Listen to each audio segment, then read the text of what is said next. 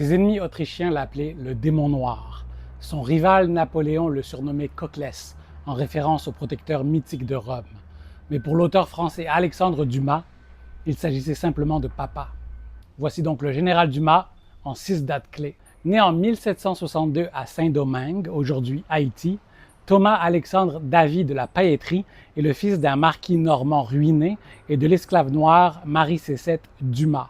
En 1773, son père le vend en esclavage, ainsi que sa mère et ses sœurs, mais rachète uniquement Thomas Alexandre afin de lui offrir une éducation parisienne.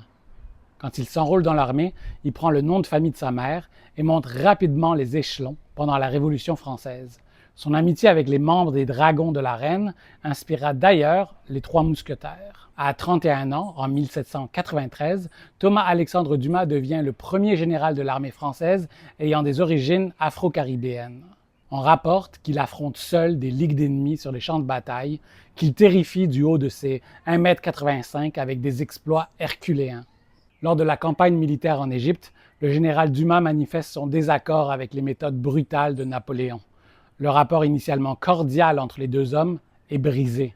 Le général quitte l'Égypte pour la France en 1799, mais son navire échoue et il se fait emprisonner en Italie pendant 21 mois.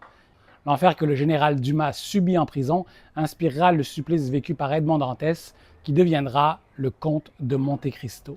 Malgré ses prouesses sur le champ de bataille et ses nombreux sacrifices, Thomas Alexandre n'aura pas droit aux pensions réservées aux anciens militaires de son grade.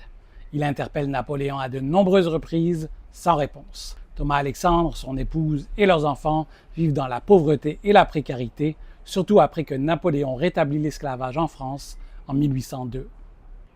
Il meurt à 43 ans en 1806, oublié par Napoléon et par la France, mais pas par son fils d'à peine 4 ans alors, Alexandre Dumas, qui fera des exploits de son père les fondations pour des œuvres intemporelles célébrées dans le monde entier.